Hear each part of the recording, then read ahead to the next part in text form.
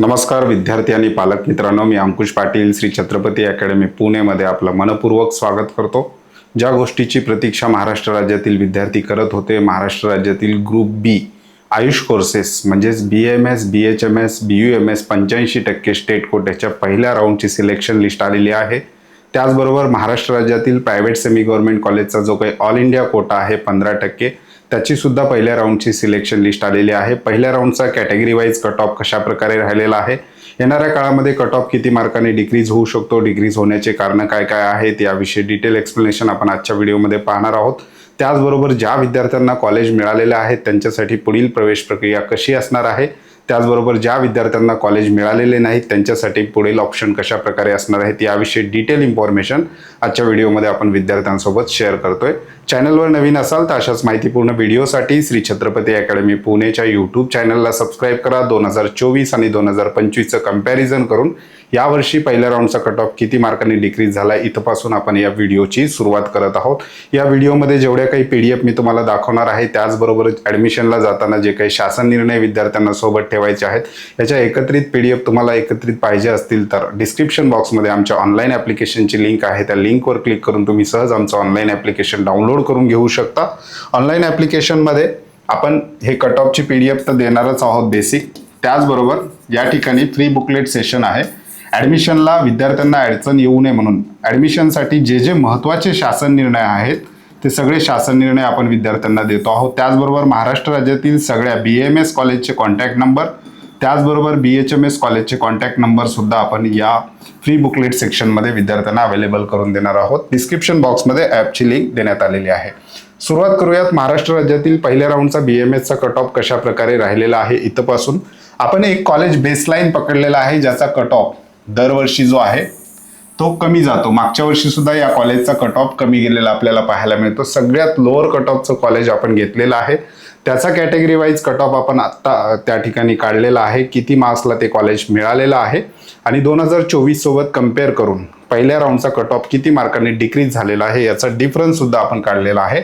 अभ्यासासाठी आपण कॉलेज घेतलंय भोजराज भोंडेकर आयुर्वेदिक कॉलेज भंडारा, या ठिकाणचं हे नवीन कॉलेज आहे। सगळ्यात लोअर कट ऑफ जो आहे तो या कॉलेजचा असतो। म्हणजे जर विद्यार्थ्यांनी आपल्या चॉईस फिलिंग लिस्टमध्ये सगळे कॉलेजेस भरले असतील तर कट ऑफ कुठपर्यंत गेलेला आहे ते आपण पाहणार आहोत। कॅटेगरी वाईज आपण दिलेला आहे, कॅटेगरी आपण लिहिलेल्या आहेत। संपूर्ण महाराष्ट्र राज्यात जेवढ्या काही कॅटेगरी आहेत ते या ठिकाणी लिहिलेल्या आहेत। प्रायव्हेट सेमी गव्हर्नमेंट कॉलेज आहे। SC कॅटेगरीचा जर आपण विचार केला तर या ठिकाणी 2025ला 3,72,870 ऑल इंडिया रँक विद्यार्थ्याची आहे आणि 326 मार्क्सला कॉलेज मिळालेला आहे। मागच्या वर्षीचा पहिल्या राऊंडचा SC कॅटेगरीचा कट ऑफ जवळपास 396 होता, तर आपण या ठिकाणी बघू शकतो 69 मार्कांनी कट ऑफ मागच्या वर्षीच्या तुलनेमध्ये SC कॅटेगरीचा कमी गेलेला आपल्याला पाहायला मिळतो। हे कॉलेज आपण अभ्यासासाठी निवडलेलं आहे, याच्यापेक्षा एखादं कॉलेज कमी मार्क्सला विद्यार्थ्याला मिळू शकतो, 2-3 मार्काचा डिफरन्स त्या ठिकाणी येऊ शकतो, परंतु टेंटेटिव्ह एवढा कट ऑफ महाराष्ट्र राज्याचा BAMSचा पहिल्या राऊंडचा राहिलेला आहे। ST कॅटेगरीचा जर विचार केला तर 5,82,434 मार्क्सला हे कॉलेज मिळालेलं आहे। विद्यार्थ्याचे मार्क्स जवळपास 255 आहेत, 48 मार्कांनी। मागच्या वर्षी 303 होता ST कॅटेगरी पहिल्या राऊंड BAMS, यावर्षी 48 मार्कांनी कमी झालेला आपल्याला पाहायला मिळतं। NTB कॅटेगरीचा जर आपण विचार केला तर 3,58,354 रँकच्या विद्यार्थ्याला हे कॉलेज मिळालेलं आहे, 332। मागच्या वर्षी NTBचा 388 होता, जवळपास 56 मार्कांनी NTB कॅटेगरीचा कट ऑफ कमी झालेला आपल्याला पाहायला मिळतो। पुढची कॅटेगरी आहे NTC कॅटेगरी, 3,60,298 रँकला हे कॉलेज विद्यार्थ्याला यावर्षी मिळालेलं आहे। विद्यार्थ्याचे मार्क्स जवळपास 331 आहेत। मागच्या वर्षी NTC कॅटेगरीचा 404 होता पहिल्या राऊंडचा, 73 मार्कांनी NTC कॅटेगरीचा कट ऑफ कमी झालेला आपल्याला पाहायला मिळतो। पुढची कॅटेगरी आहे NTD कॅटेगरी, यावर्षी 3,57,894 रँकला हे कॉलेज विद्यार्थ्याला मिळालेलं आहे, 332 मार्क्स आहेत। मागच्या वर्षी 406 मार्क्सला NTD कॅटेगरीला पहिल्या राऊंडला BAMS मिळालेलं होतं, यावर्षी NTD मध्ये सुद्धा 74 मार्कांनी कट ऑफ कमी झालेला आपल्याला पाहायला मिळतो। पुढे आहे VJ कॅटेगरी, यावर्षी 3,57,229 या रँकला 333 मार्क्स विद्यार्थ्याचे आहेत। मागच्या वर्षी VJ कॅटेगरीला 404 मार्क्सला पहिल्या राऊंडला मिळालेलं होतं, 71 मार्कांनी कट ऑफ VJ कॅटेगरीचा सुद्धा कमी झालेला आपल्याला पाहायला मिळतो। त्याच्यानंतर पुढची कॅटेगरी आहे OBC, इथे विद्यार्थ्यांची संख्या जास्त आहे। तरी आपण बघू शकतो 3,61,209 या ऑल इंडिया रँकला 331 मार्क्स विद्यार्थ्याला आहेत. मागच्या वर्षी ओबीसीला सुद्धा 403ला पहिल्या राऊंडला कॉलेज मिळालेलं होतं. ओबीसीचाच कट ऑफ सुद्धा 72 मार्कांनी डिक्रीज झालेला आपल्याला पाहायला मिळतो. त्याच्यानंतर पुढे आहे ईडब्ल्यूएस आणि ओपन, याचा सारखाच कट ऑफ या ठिकाणी असतो, कारण ईडब्ल्यूएसच्या ज्या काही सीट आहेत ह्या प्रायव्हेट सेमी गव्हर्नमेंट कॉलेजला रिझर्व्ह नसतात. या विद्यार्थ्यांना ओपनमधूनच सीट अलॉट केली जाते. त्यामुळे ईडब्ल्यूएस आणि ओपनचा जर आपण विचार केला तर यावर्षी 3,47,717 ही रँक आहे, जवळपास 337 मार्क्स आहेत. मागच्या वर्षी 405ला ईडब्ल्यूएस ओपनच्या विद्यार्थ्याला बीएमएस कॉलेज मिळालेलं होतं, परंतु यावर्षी कट ऑफचं डिक्रीज जर बघितलं ईडब्ल्यूएस आणि ओपनमध्ये जवळपास 68 मार्कांनी कट ऑफ कमी आलेला आपल्याला पाहायला मिळतो. त्याच्यानंतर पुढची कॅटेगरी आहे एससीबीसी. मराठा समाजातील जे विद्यार्थी आहेत त्यांच्यासाठीचं हे आरक्षण आहे. 3,72,220 ऑल इंडिया रँक आहे. 327 मार्क्सला यावर्षी हे कॉलेज मिळालेलं आहे. मागच्या वर्षी 391 एससीबीसीचा कट ऑफ पहिल्या राऊंडचा गेलेला होता. यावर्षी 327 दिसतो आहे, जवळपास 64 मार्कांनी इथे सुद्धा डिक्रीज झालेला आपल्याला पाहायला मिळतं. महाराष्ट्र राज्याचा जो काही पहिल्या राऊंडचा जो काही कट ऑफ आहे मागच्या वर्षीच्या तुलनेमध्ये या ठिकाणी भरपूर कमी गेलेला आपल्याला या ठिकाणी पाहायला मिळतं. ही जी काही कट ऑफची PDF आहे ती आपल्या ऑनलाईन ॲप्लिकेशनमध्ये विद्यार्थ्यांना अवेलेबल करून देणार आहोत. महाराष्ट्र राज्यातील असे काही विद्यार्थी आहेत ज्यांनी 15% ऑल इंडिया कोटा जो काही प्रायव्हेट सेमी गव्हर्नमेंट कॉलेजचा आहे, इथे 50,000 रुपये डिपॉझिट होतं आणि 2,000 रुपये फॉर्मची फीस, असं 52,000 रुपये भरून ऑल इंडिया कोट्यासाठी रजिस्ट्रेशन केलेलं होतं. याचा कट ऑफ किती गेलेला आहे तर 4,66,944 या रँकला सोमय्या आयुर्वेदिक चंद्रपूरचं जे कॉलेज आहे 292 मार्क्सला मिळालेलं आहे. इथे कॅटेगरी वाईज सीटचं रिझर्वेशन नसतं. शेवटचा विद्यार्थी आहे 292चा. मागच्या वर्षी ऑल इंडिया 15%चा 360 होता. इथे सुद्धा 68 मार्कांनी कट ऑफ कमी गेलेला पाहायला मिळतो. आता याच्यानंतरचे जे राऊंड आहेत याच्यामध्ये सुद्धा आणखी याच्यामध्ये भरपूर डिक्रीज आपल्याला होताना पाहायला मिळेल. महाराष्ट्र राज्यामधले बरेचसे काही कॉलेजेस होते जे पहिल्या राऊंडला समाविष्ट करण्यात आलेले नव्हते, तरीही कट ऑफमध्ये आपल्याला डिक्रीजेस झालेला पाहायला मिळतो. कट ऑफ कमी झालेला सुद्धा पाहायला मिळतो. जर ते कॉलेज पहिल्या राऊंडला अवेलेबल असते तर याच्यापेक्षाही कट ऑफ त्या ठिकाणी कमी गेलेला आपल्याला पाहायला मिळालेला असता, परंतु पहिल्या राऊंडलाच काही कॉलेजेस यामधून भाग घेतलेले नव्हते. त्याच्यामध्ये 2 महत्त्वाचे गव्हर्नमेंट कॉलेजेस सुद्धा होते. एक अष्टांग आयुर्वेदिक महाविद्यालय पुण्याचं गव्हर्नमेंट कॉलेज आणि एक अकोल्याचं गव्हर्नमेंट कॉलेज त्याच्यामध्ये नव्हते.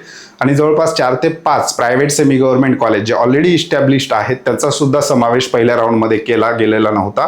त्याचबरोबर महाराष्ट्र शासनाच्या ऑफिशियल वेबसाईटवर किंवा NCISMच्या वेबसाईटवर महाराष्ट्र राज्यामधले जे काही नव्याने 6 कॉलेजेसला मान्यता मिळालेली होती ते कॉलेजेस सुद्धा याच्यामध्ये समाविष्ट करण्यात आलेले नव्हते. हे एवढे कॉलेजेस नसताना सुद्धा महाराष्ट्र राज्याचा जो काही कट ऑफ आहे BAMSचा तो कमी गेलेला आपल्याला पाहायला मिळतो. येणाऱ्या काळामध्ये आणखी तो कमी जाताना सुद्धा आपल्याला पाहायला मिळेल.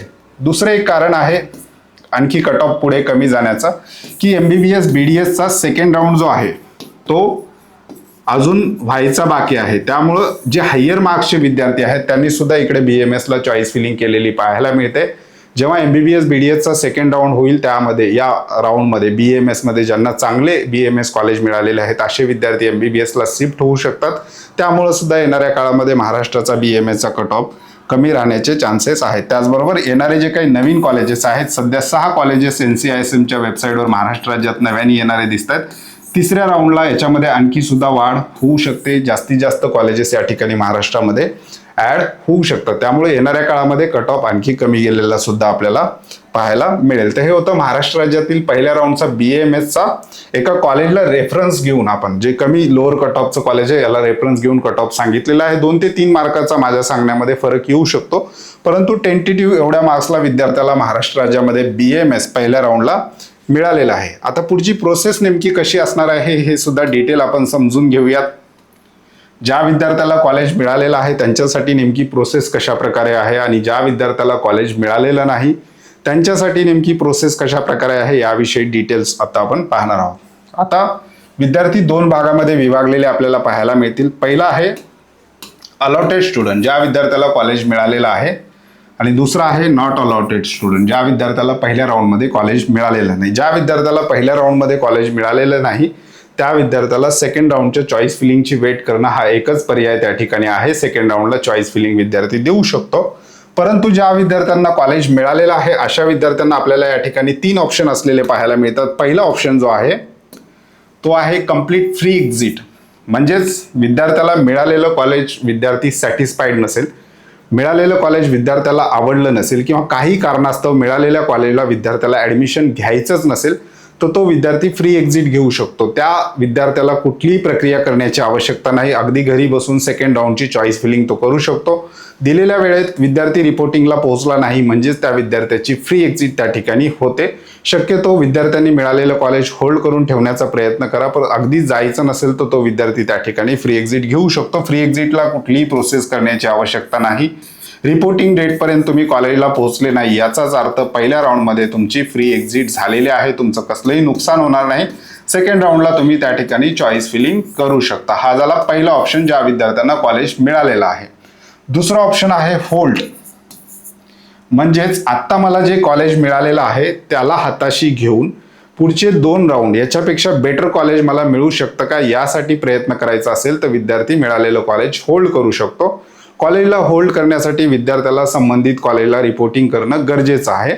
त्याचबरोबर त्याच्यानंतर तिसरा ऑप्शन येतो फायनल ॲडमिशन. एखाद्या विद्यार्थ्याला पाहिजे तेच कॉलेज मिळालं, 100% तो विद्यार्थी सॅटिस्फाईड आहे, या कॉलेज व्यतिरिक्त आता BAMS महाराष्ट्रात त्याला बघायचं नाही, तर तो विद्यार्थी फायनल ॲडमिशन त्या ठिकाणी घेऊ शकतो. आणि फायनल ॲडमिशन घेतलेला विद्यार्थी ग्रुप बी मधून बाहेर पडतो आणि इकडे MBBS BDSच्या ग्रुपमध्ये चॉईस फिलिंग करायचं असेल तर तो विद्यार्थी करू शकतो. 2 प्रकारच्या विद्यार्थ्यांना कॉलेजला रिपोर्टिंग करणं बंधनकारक आहे. ज्यांना कॉलेज होल्ड करायचं आहे आणि ज्यांना फायनल ॲडमिशन घ्यायचं आहे अशा विद्यार्थ्यांना दिलेल्या वेळेमध्ये, वेळ काय आहे रिपोर्टिंगची 13/9 ते 17/9 5:30 वाजेपर्यंत. अगदी शेवटच्या दिवशी कुठल्याही विद्यार्थ्यांनी रिपोर्टिंग त्या ठिकाणी करायचं नाही. त्याच्या अगोदरच आपली जी काही प्रक्रिया आहे ती पूर्ण करून घ्यायची आहे. एखाद्या डॉक्युमेंटची अडचण आली त्या ठिकाणी तर आपल्याला पुढे ते डॉक्युमेंट अरेंज करण्यासाठी आपल्या हातामध्ये वेळ ठेवायचा आहे. त्यामुळे अगदी शेवटच्या दिवशी, एकदम लास्टच्या दिवशी विद्यार्थ्यांनी त्या ठिकाणी पोहोचायचं नाही. त्याच्या अगोदरच, म्हणजेच लास्ट डेट जी आहे 17 आहे तर किमान 16 तारखेपर्यंत तुमची ती प्रोसेस त्या ठिकाणी झाली पाहिजे. ह्या 2 प्रकारचे विद्यार्थी, ज्यांना होल्ड करायचं आहे, ज्यांना फायनल ॲडमिशन त्या ठिकाणी घ्यायचं आहे. आता याच्यामध्ये ज्या विद्यार्थ्यांना होल्ड आणि फायनल ॲडमिशन घ्यायचं आहे यांनी पुढील प्रक्रिया कशी करायची आहे. सगळ्यात आधी CET सेलच्या ऑफिशियल वेबसाईटवर जायचं आहे. त्या ठिकाणी सिलेक्शन लेटर डाउनलोड करायचं. आपलं जे पोर्टल आहे त्याला लॉग इन करायचं आहे आणि त्या ठिकाणी सिलेक्शन लेटर येतं. ते सिलेक्शन लेटर पहिले डाउनलोड करायचं आहे. सिलेक्शन लेटरवर बघायचं आहे आपल्याला कुठलं कॉलेजेस मिळालेलं आहे, ते कॉलेजेस त्या ठिकाणी मिळालेलं कॉलेज कन्फर्म करून घ्यायचं आहे. हे पहिलं काम आहे. दुसरं आहे आपला ॲप्लिकेशन फॉर्म. CET सेलचा ॲप्लिकेशन फॉर्म अगोदरच तुमच्याकडे PDF असेल तर चांगली गोष्ट आहे. जर तुमच्याकडे PDF अवेलेबल नसेल तर पुन्हा पोर्टल लॉग इन करून त्या ठिकाणी अप्लाइड सेशन आहे त्याच्यावर क्लिक करून तुम्ही तुमचा ॲप्लिकेशन फॉर्म डाउनलोड करून घेऊ शकता. हे दुसरं काम. तिसरं आहे आपण फॉर्म भरत असताना, म्हणजे CET सेलचा या प्रोसेसमध्ये भाग घेताना जो काही फॉर्म भरत असताना जे काही डॉक्युमेंट आपण अपलोड केलेले आहेत त्या सगळ्या डॉक्युमेंटचं प्रिपरेशन करणं. ॲडमिशनला ओरिजिनल डॉक्युमेंट त्या ठिकाणी कॉलेजला सबमिट करावे लागतात. ज्या विद्यार्थ्यांकडे व्हॅलिडिटी नाही, व्हॅलिडिटीची रिसिप्ट आहे, अशा विद्यार्थ्यांना व्हॅलिडिटी सादर करण्यासाठी 6 महिन्याची मुदत महाराष्ट्र शासनाने दिलेली आहे. हा GR जो आहे किंवा ही जी काही नोटीस आहे ती आपल्या ऑनलाईन ॲप्लिकेशनमध्ये विद्यार्थ्याला पाहायला मिळेल. डॉक्युमेंटचं प्रिपरेशन करायचं आहे. त्याचबरोबर आपल्याला जे कॉलेज मिळालेलं आहे त्या कॉलेजच्या वेबसाईटवर जाऊन कॉलेजचा कॉन्टॅक्ट नंबर तुम्हाला काढायचा आहे. त्यांना कॉल करायचा आहे. आपल्याला कॉलेज अलॉट झाल्याचं सांगायचं आहे. कोणते डॉक्युमेंट लागणार आहेत, डॉक्युमेंटचे झेरॉक्सचे सेट किती लागणार आहेत, तुम्हाला पेनड्राईव्हमध्ये डॉक्युमेंट लागणार आहेत का, DD कितीचा काढायचा आहे, आपली कॅटेगरी त्यांना सांगायची आहे, DD कितीचा काढायचा आहे, याची संपूर्ण माहिती त्यांच्याकडून घ्यायची आहे. बरेचसे BAMS BHMS कॉलेज शासनाच्या सूचना असताना सुद्धा विद्यार्थ्यांकडनं सुरुवातीला ओपनच्या फीसची डिमांड करतात आणि विद्यार्थ्यांना नंतर स्कॉलरशिप फॉर्म भरून द्यायला सांगतात.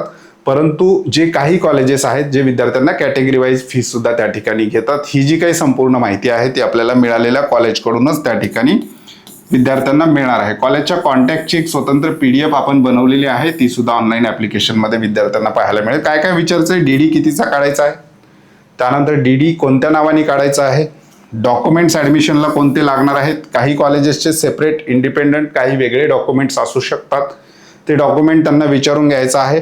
किती सेट झेरॉक्स लागणार आहेत त्याची माहिती घ्यायची आहे, पेनड्राईव्हमध्ये डॉक्युमेंट लागणार आहेत का याची माहिती घ्यायची आहे. ही संपूर्ण प्रिपरेशन आपल्याला करून त्या ठिकाणी रिपोर्टिंगला विद्यार्थ्यांना पोहोचायचं आहे. आता दुसरा एक मुद्दा आहे EMD आणि EMR. बऱ्याचशा विद्यार्थ्यांचा सिलेक्शन लिस्टमध्ये EMD आलेला आहे किंवा EMR आलेला आहे, याकडे लक्ष देऊ नका. तुम्हाला ओपनमधून जरी सीट अलॉट झाली असेल, एखाद्या विद्यार्थी कॅटेगरीचा आहे परंतु सीट अलॉट जी झाली ती ओपनमधून जरी झाली असेल तरी संपूर्ण बेनिफिट त्या विद्यार्थ्याला कॅटेगरीचे त्या ठिकाणी मिळत असतात, संपूर्ण स्कॉलरशिप विद्यार्थ्यांना त्या ठिकाणी लागू असते. तर हे झाले महत्त्वाच्या ऍडमिशन प्रक्रियेविषयीची माहिती. आता काही विद्यार्थी असे आहेत ज्यांना स्टेट कोट्यामध्ये सुद्धा कॉलेज मिळालेलं आहे आणि ऑल इंडिया कोटा 52,000चं प्रायव्हेट कॉलेजसाठी सुद्धा रजिस्ट्रेशन केलेलं आहे. दोन्हीकडेही कॉलेज मिळालेलं आहे. अशा विद्यार्थ्यांनी काय करायचं आहे, दोन्ही कॉलेज बघायचं आहे. दोन्हीपैकी जो आपल्याला बेटर ऑप्शन मिळतो तो विद्यार्थ्यांनी जॉईन करायचा आहे. जर तुम्हाला ऑल इंडिया कोट्यातलं कॉलेज बेटर वाटत असेल तर स्टेटचं रिपोर्टिंग जर नाही केलं तरी तुमचं काही नुकसान होणार नाही. पहिल्या राऊंडची तुमची फ्री एक्झिट त्या ठिकाणी कन्सिडर केली जाईल. स्टेटला सेकंड राऊंडला तुम्ही एलिजिबल व्हा. त्यानंतर जर तुम्हाला स्टेटमध्ये चांगलं कॉलेज मिळालंय असं वाटत असेल, स्टेटमधलं जॉईन करावं असं वाटत असेल, ऑल इंडिया कोटा सोडायचा असेल तर ऑल इंडियामध्ये तुमच्या पहिल्या राऊंडची फ्री एक्झिट होईल. पहिल्या राऊंडला त्या ठिकाणी तुम्ही मिळालेलं कॉलेज सोडलं तरी तुमचं जे काही 50,000चं सिक्युरिटी डिपॉझिट आहे ते सुद्धा सेफ राहणार आहे. दोन्हीपैकी कुठलेही कॉलेज निवडा, विद्यार्थ्याला कसल्याही प्रकारचा त्या ठिकाणी लॉस होणार नाही. ऍडिशनल काय काय पॉईंट आहेत, ऍडमिशनसाठी काही महत्त्वाचे GR आहेत, त्याच्यामध्ये गर्ल्स फ्री एज्युकेशन आहे. कॉलेजनी जर अडवलं तर हा GR आपल्याकडे असणं गरजेचं आहे. दुसरा आहे, ज्या विद्यार्थ्यांना इन्स्टिट्यूशनल कोटा किंवा मॅनेजमेंट कोट्यातून कॉलेज मिळालेलं आहे यासाठी शिक्षण शुल्क समितीचं 3 पटच फीस घ्या अशा प्रकारचं लेटर किंवा अशा प्रकारची नोटीस आहे. ही सुद्धा विद्यार्थ्यांकडनं सोबत असणं गरजेचं आहे. व्हॅलिडिटीला 6 महिन्याची मुदत आहे. ही सुद्धा गोष्ट आपल्या फाईलला असणं गरजेचं आहे. त्याचबरोबर आणखी काही महत्त्वाचे शासन निर्णय जे आहेत विद्यार्थ्यांना ऍडमिशनसाठी उपयोगी पडू शकतात. हे संपूर्ण शासन निर्णय आपल्या ऍप्लिकेशनमध्ये फ्री बुकलेट सेशन आहे, त्याच्यामध्ये शासन निर्णय अशा प्रकारचं फोल्डर आहे. त्याच्यामध्ये जे काही 5-6 शासन निर्णय आहेत जे तुम्हाला ऍडमिशनसाठी उपयोगी पडू शकतात ते आपण त्या ठिकाणी दिलेले आहेत. ॲपची लिंक डिस्क्रिप्शन बॉक्समध्ये आहे. त्याचबरोबर जेवढ्या कॉलेजचे शक्य आहेत कॉन्टॅक्ट नंबर आपण विद्यार्थ्यांना एकाच PDF मध्ये देण्याचा प्रयत्न करत आहोत. त्या ठिकाणी फ्री बुकलेटमध्ये कॉलेज कॉन्टॅक्ट अशा प्रकारचं फोल्डर आम्ही बनवू, त्या ठिकाणी तुम्हाला कॉलेजचे कॉन्टॅक्ट नंबर त्या ठिकाणी मिळणार आहेत. शक्यतो विद्यार्थ्यांनी अलॉटमेंट लेटर डाउनलोड केल्यानंतर किंवा सिलेक्शन लेटर डाउनलोड केल्यानंतर विद्यार्थ्यांनी स्वतः कॉलेजला कॉल त्या ठिकाणी करून सगळी माहिती विचारून घेऊन आपल्या ऍडमिशनचं जे काही प्रिपरेशन आहे, आपलं जे काही डिसिजन बनेल, फायनल ऍडमिशन असेल, होल्ड असेल, हे सगळं डिसिजन विद्यार्थ्यांनी करून पूर्ण तयारी करून त्या ठिकाणी ऍडमिशनला जायचं आहे. ज्या विद्यार्थ्यांना कॉलेज मिळालेलं नाही अशा विद्यार्थ्यांसाठी कट ऑफ महाराष्ट्र राज्याचा BAMSचा आणखी सुद्धा कमी येऊ शकतो. पहिल्या राऊंडला काही कॉलेजेस नव्हते तरीही एवढा कट ऑफ आलेला आहे. त्याचबरोबर महाराष्ट्राचा MBBS BDSचा सेकंड राऊंड झाला नाही, त्याच्यामुळे सुद्धा इकडे थोडासा परिणाम झालेला मिळतो. आणि त्याचबरोबर महाराष्ट्रामध्ये जे काही नव्याने 6 BMS कॉलेजेस आहेत त्याचा सुद्धा समावेश पहिल्या राऊंडला केलेला नव्हता, त्याच्यामुळे सुद्धा त्यांना कॉलेज मिळालेलं नाही. परंतु येणाऱ्या काळामध्ये विद्यार्थ्यांना कॉलेज मिळू शकतात. त्यांना शुभेच्छा देऊ. ज्या विद्यार्थ्यांना कॉलेज मिळाले त्यांचं सुद्धा हार्दिक अभिनंदन करून आजच्या व्हिडिओमध्ये आपण इथेच थांबतोय. पुन्हा भेटूयात आणखी एका नव्या आणि माहितीपूर्ण व्हिडिओमध्ये. धन्यवाद.